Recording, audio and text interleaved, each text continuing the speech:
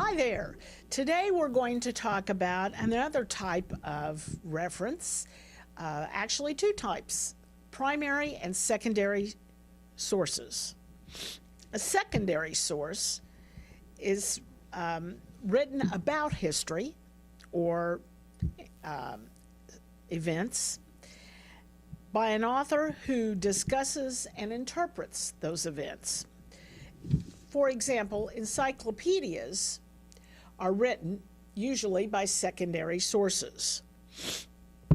They have researched and done their own summaries and are usually experts in the field and are credible, but it's a secondary source.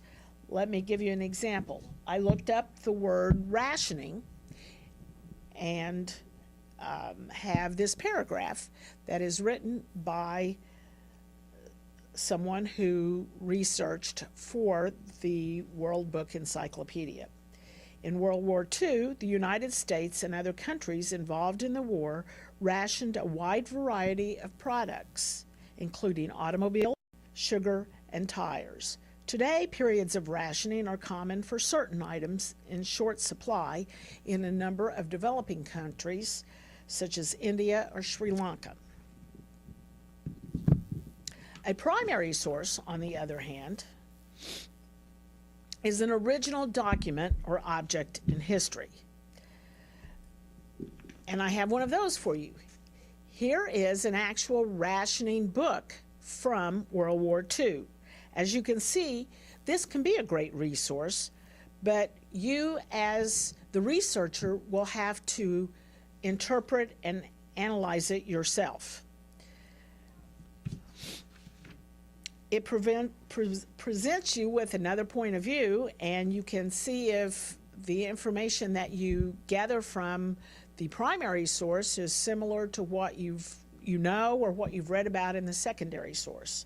So with this ration book, as you see, it doesn't tell you anything about the rules of it, but it does show you who issued the book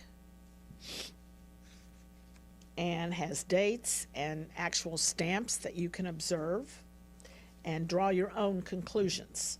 They can add a rich point of view to your research. Some questions you might want to ask as you look at primary sources include who created the primary source, what was happening during this period, when was it created and why? Is there a point of view? What feelings and thoughts does it bring to you as a reader? And what questions does it raise? Perhaps it will give you additional thoughts and information to continue your research. And does this source already support what you know during the time period or event, or does it give you another point of view? For example, let me share that a letter can be written and it can be a primary source if someone that was perhaps in service wrote a letter home and explained what it was like on the war front. However, books or information can also be written as letters, and that could be a secondary source. So you have to be careful and really observe and pay attention to the type of source you have and what the author's purpose is in creating the style that they've created. I hope this helps you identify primary and secondary sources, things to think about as you use them, and what the author's purpose is in creating them.